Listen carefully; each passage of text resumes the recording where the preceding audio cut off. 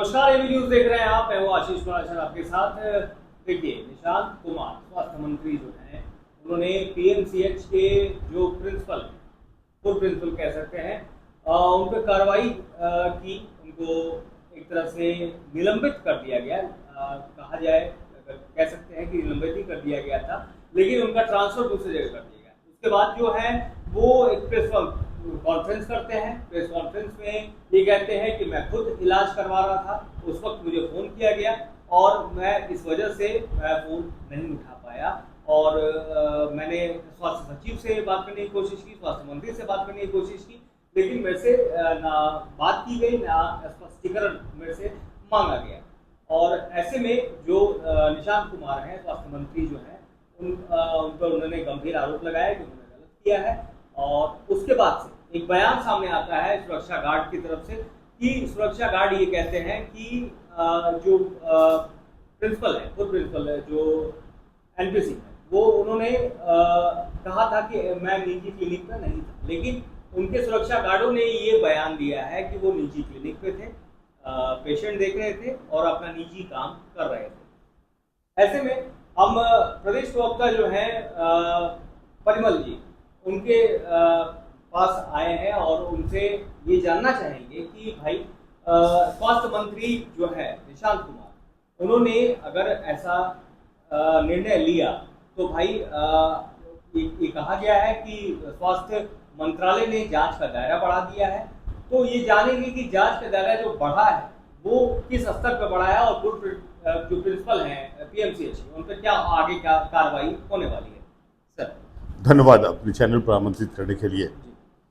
देखिए, आदरणीय स्वास्थ्य मंत्री निशांत कुमार जी की जो कार्यशैली है, उसके दूसरे उदाहरण आपको नहीं मिलेंगे। कुछ लोग जन सेवा के उद्देश्य से ही राजनीति में आते हैं और जनता दल यूनाइटेड के लगभग 1.25 करोड़ कार्यकर्ताओं के विशेष आग्रह पर निशांत कुमार राजनीति में आए।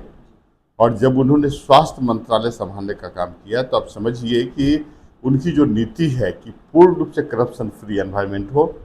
देखिए, संविधान के अनुच्छेद 21 जो है ना, जीवन का अधिकार है, मतलब दैहिक और प्राण और दैहिक स्वतंत्रता का अधिकार सुनिश्चित करता है। और समझिए, उस अनुच्छेद का जीने का अधिकार इतना महत्वपूर्ण है कि जब आपातकाल में अन्य मौलिक अधिकारों को निरस्त किए जाते हैं, लेकिन आर्टिकल 21 अनटच्ड होता है, वो कभी निरस्त नहीं किए जाते हैं। और समझिए कि यदि कोई भी डॉक्टर हैं और उनके लापरवाही से यदि किसी मरीज की बेहतर इलाज नहीं हो पाते हैं, मौत हो जाते हैं, तो उसके लिए वह रिस्पॉन्सिबल होना चाहिए। वह स्पष्ट रूप से संवैधानिक प्रावधानों का उल्लंघन है। और ऐसे भी आर्टिकल 47 में राज्यों को निर्देश दिए गए कि वो जीवन लोगों के स्वास्थ्य स्तर में सुधार करें।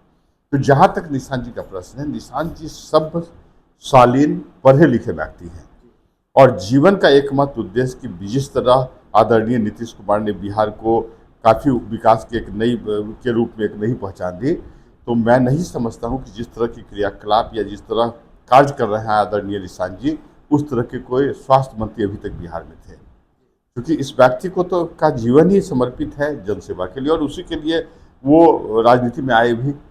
तो कोई भी व्यक्ति यदि कोताही बरतता है और अपने कर्तव्यों का निर्वाह नहीं करता है, तो निश्चित रूप से उसके विरुद्ध इस तरह के एक्शन होने चाहिए। एक्चुअली भ्रष्टाचार मुक्त जो स्वास्थ्य प्रणाली है वो होना चाहिए, ये बहुत एसेंशियल है। जब आपके जीवन ही सुरक्षित नहीं होंगे, और देखिए हमारे जो आदरणीय स्वास्थ्य मंत्री निशांत जी, उनका उद्देश्य है कि बिहार के प्रत्येक वर्ग, प्रत्येक जाति और गरीब से गरीब व्यक्तियों को पूर्ण सुरक्षा उपलब्ध कराना। और इसी क्रम में वो जहाँ जहाँ जा रहे हैं, कई स्थानों पर जाते हैं, वहाँ चौक निरीक्षण करते हैं ताकि जो स्वास्थ्य व्यवस्था है उसको रिवैम्प किया जाए, राइट, लोगों को बेहतर सुविधा उपलब्ध कराई जाए। यहाँ तक कि ये भी देखते हैं कि जो दवाइयाँ हैं पर्याप्त है कि नहीं, दवा की गुणवत्ता की भी जांच कराई जाती है। तो इस तरह में जब निशांत कुमार स्वास्थ्य मंत्री जी जब पहुंचे थे तो उन्होंने कई अनियमितताएं देखी, पेशेंट्स को लेके जो असुविधाएं हो रही हैं वो भी देखी, और उसी दौरान उन्होंने प्रिंसिपल को खोजा और वो पीएमसीएच में मौजूद नहीं थे, जिसके बाद निशांत कुमार ने कार्रवाई की। अब जानना ये है सर कि जो जांच का दायरा बढ़ाया गया है उनके लिए, क्योंकि उन्होंने कहा था प्रेस कॉन्फ्रेंस करके कि मैं किसी निजी पेशेंट को नहीं देख रहा था, मैं निजी क्लिनिक में नहीं था, लेकिन उनके सुरक्षा गार्ड की तरफ से ही ये बयान आया है कि भाई वो निजी क्लिनिक में थे, पेशेंट देख रहे थे, अपना निजी काम कर रहे थे। तो जांच का जो दायरा बढ़ाया गया है वो किस तरीके से बढ़ाया गया और क्या कार्रवाई आगे होने वाली है? देखिए, मैं आपको बता दूं कि निशांत जी जो काम कर रहे हैं ना, पूर्ण रूप से जनता के भलाई का काम कर रहे हैं। कोई बायसनेस नहीं है, और कोई भी व्यक्ति जो अपने कर्तव्यों का निर्वाह सही सही नहीं करेगा, सरकार निश्चित रूप से उसके विरुद्ध एक्शन लेगी। यह तो स्टार्ट है, यह तो ट्रेलर है। देखिए ना, अभी पेट्रोल स्वास्थ्य व्यवस्था इतनी सुदृढ़ हो जाएगी कि बिहार की स्वास्थ्य व्यवस्था ना भारत के अन्य राज्यों के कंटेक्स्ट में नंबर 1 पर पहुंच जाएगी। इतना बेहतर काम, एक एक तथ्यों को देखना, मरीज से मिलना, उसका फीडबैक लेना, क्या समस्या है उसका निराकरण करना, ये कभी हुआ था क्या बिहार में? या भारत के किसी राज्य में कोई भी स्वास्थ्य मंत्री इतने सहज रूप से उपलब्ध होते थे क्या? नहीं होते थे।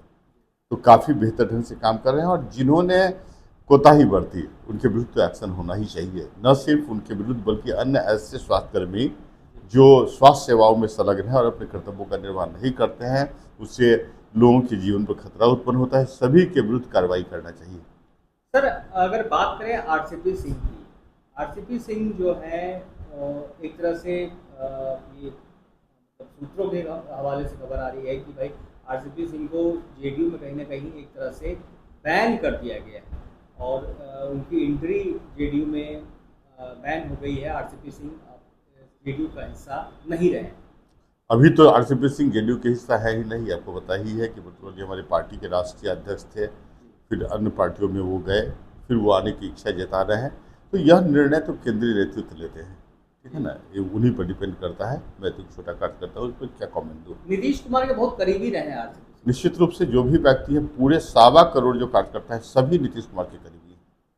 हम लोग भी उतने ही करीबी हैं, और हमारे आदरणीय नीतीश कुमार सभी के समस्याओं को ध्यान से सुनते हैं, उसके निराकरण का प्रयास करते हैं, चाहते हैं कि वो आगे बढ़ें।